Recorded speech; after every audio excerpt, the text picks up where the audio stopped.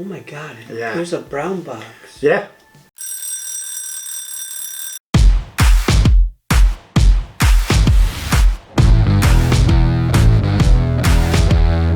Yeah. I remember not so long ago saying I'm never buying another one of these again, and yet I keep buying them. And you want to know why? Why? Because I like nuts. He likes nuts, and he cannot lie. You other people might deny, but this little thing over here, like, it's, yeah, no kidding. I can't stop. I gotta stop at that point. Little thing. Well, you know, little Listen. thing, big thing, whatever. What is the name of this Booker's batch? This is Phantom Pipes. This is 2025-04. And yes, if you've watched the channel, you may hear us say that I like nuts in my whiskey. I do like a nutty profile in my whiskey, and the one distiller that comes to mind when you think about nutty whiskey is Jim Beam. Jim Beam. That being said, Heaven Hill can have a little bit of a nut flavor because supposedly after the Heaven Hill fire, Jim Beam gave them some of their yeast to do it. I don't know that that's a fact. I've heard it. I'm pretty sure that's at least partially true. Jack Daniels can also have a little bit of a nut component to some of their whiskey. Most definitely. And I don't think it's any coincidence that those are three of my favorite whiskeys. Booker's, I have a love-hate relationship with. I want to love it. I really do. It's cask strength, Jim Beam, everything that I should love. They're not that old. These are usually like 7 to 8 year whiskeys. They are cask strength. But these were going for like $100, and just some of them were not $100 whiskeys. Some of them, some of the older batches, were great. Some of the more recent batches, 2023, 2024, were kind of eh. Some of the 2025s I thought started to pick it up. Finally was able to get my hands on the last batch in 2025, the Phantom Pipes. So let's see. Let's see if this is something we want to continue with. America. Another fake cork pop provided by Aaron. So let's see here. You know, I agree. The 2025, some of them were fairly good. A couple of them were really on the sweet. I feel like one that was a cookie dough. Yeah, you could take some of mine. Like there was one that was really cookie dough I liked. One of the Bookers, our favorite Bookers of the year, did end up in our top whiskey of the year competition, and I feel like it finished somewhere in the teens. Yeah. Right. It was somewhere in the teens. It didn't make the top 10 cut, but it was rock solid. It was very respectable whiskey. And for $100 nowadays for a barrel proof, they've it's gone not down. bad. They're not even. They're like what, $80 now. So you're talking. They're a little more palatable to buy when some of those 2023 you're paying $120 to $115, and it just was not $120. It was not that way. But for $80 for a American whiskey consumers, thank you for putting the screws to Booker's and Jim Beam. I'm sorry, Jim Beam. I like you. Like a lot of stuff you do, Jim Beam. But you got a little bit out of line in your pricing. 126.4 proof. That's 7 years, 6 months, 15 days. Yeah. Now, a lot of people will say that like Stag is between 6 and 8 years. It's not age stated. So I do like that this tells you exactly what it is. Mm-hmm. Apparently, Booker's is usually taken from the middle of the rick houses, so I like it. It's got a nice nose. It's got a Jim Beam Booker's nose. It does kind of have that Jim Beam nose. You get some of that peanut shell. Back on the Booker's pricing conversation. Ladies and gentlemen, please put the screws to Wild Turkey because they are so out of line. It is ridiculous. Yeah, but again, they make really good whiskey, and their standard stuff isn't out of line, but their limited releases have gotten pretty crazy. But I mean, you can get a rare breed for a decent price, and that's a hell of a whiskey. Rare breed's great. Wild Turkey 101 and the others, that's fine. The 8-year, lovely. Russell's 13. Are you kidding me? $250 for a 13-year whiskey? What are you smoking? Single Rickhouse, $300. Yeah, you start getting. Come on. You can buy the best, Jim Beam pipe for $250. I mean, Heritage can go hand to hand with it. at $2.50, and that's a great whiskey, and you're getting 15-year-old juice. It's beautiful. I think you mean Lineage. Lineage. Heritage is the Heaven Hill product. one, yeah. Yeah, wrong one. Close enough. But same thing. Premise. The Heritage is usually around $2.50. I think even like the William Heaven Hills are right around that $300. But that was also, those are very short yeah.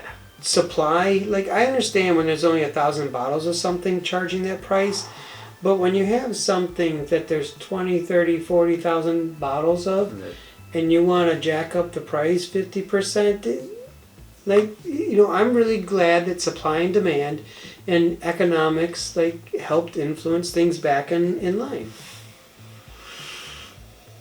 I do like this nose. It's a traditional Booker's nose. It's a really well-rounded nose. We also have traditionally said that on Fresh Crack, these have been okay, and then going back to them, they've vastly improved. So they do. That's one thing I'll say with Booker's and the Jim Beam, especially the Booker's, they open up. They do get better 30 days later. I think it's a really well-rounded nose. I can get sweet. I can get a little bit of the spice. I can get a little bit of the wood. Your exhaling is making me wonder if it's going to be really spicy.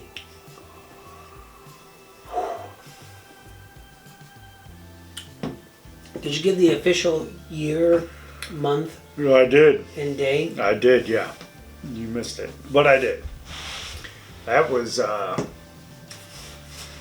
Why are you exhaling so much? That was proofy on my first sip. Did you take a really big sip? A kicking the you know what's. It does have some great legs. First drink, I got a well-rounded sip. I would have told you it drinks 126 to 128 proof, 30 proof. I think I heard what you said earlier. I think it drinks its proof, but I took, standard mark poquito sip, and I got a little sweet up front, some good rye characteristic, light wood backer. That second sip was a lot more tame for me, so maybe I did just take a large sip. That first sip to me was like Cracker Jack, kind of a caramel popcorn with some nut in there. Yeah. I get the caramel. I get a real light nut, almost creamy peanut butter. Not quite. Yeah, I don't get as much a creamy peanut butter. It's more like that. Like I think that Cracker Jack note hits well because there is that roasted peanut in there, but it's not quite the sweet as like a creamy peanut butter. But there is that caramel and even that kind of popcorn note. That first sip really kind of reached up and grabbed me and said, whoa. But that second sip was very, very nice. Water. Do water before it. I'm telling you. Like a little bit of water before it really brightens up it just intensifies the flavor characteristics significantly. I like that. I do too. It really brightens the vanilla caramel corn note that you're getting on the front end. Makes the rye characteristics, the basing spices and stuff I'm getting in the mid palate with a little bit of wood come alive. And then what's interesting, it returns back to the caramels and stuff on the deep dark end of the finish. Yeah, having that little bit of water left on my tongue gave it a lot more buttery note. Still got those caramels, those vanillas, still that little bit of nuttiness, but that just made it a little bit more buttery to me. Let's see what this little card here says. What does the card say? What they're trying to tell us about this batch, because the fourth U.S. release of Booker's 2025 collections is Booker's Batch 2025-04 Phantom Pipe Batch. This is named after a curious discovery some of the engineers made in the distillery a few years ago. Whole bunch of pipes that don't feed anywhere at all. Dad's friend Jack once said there were 3 ways to do something. There's the right way, the wrong way, and there's the Booker way. Those pipes are a shining example of how to do things Booker's way. It's a pretty long story. Pretty long story. This is made up of barrels from 5 different production dates. Youngest barrels in the batch are aged 7 years, 6 months, and 15 days at a proof of 126.4. Breakdown is as follows. This is kind of nice. 22% of the batch came from the 4th floor of Warehouse 3, a 7-story warehouse. 11% of the batch came from the 5th floor of Warehouse 1, a 7-story warehouse. 30% of the batch came from 6th floor of Warehouse G at the Waterfill Fraser, a 7-story warehouse. 9% of the batch came from the 3rd floor of Warehouse O, a 7-story warehouse. 28% of the batch came from the 5th floor of Warehouse 4, a 7-story warehouse. The golden amber color is very pleasing to the eye and nose, is pleasant with vanilla notes and wood notes coming from aging in the oak barrels for over 7 years. Do you get a nut note on this? I do, but it's not overly pronounced. It's not really super strong. It's an accoutrement, as they would say. And again, that's what I am still leaning towards that Cracker Jack note, because there's nuts in Cracker Jack, but it's not the big thing. It's that caramel and that popcorn, and then just that every once in a while you get that little hint of a roasted peanut. So, the first 2/3 of this experience, I was down with it. Mm-hmm. And every time I keep going back to it, when I get to the nut note of the palate, it goes that little bit of nut, and then there's for whatever reason, there's a sourness to it on the end that's not helping me. Okay. I don't know why. I started off. See, I think I like really that liking sour this.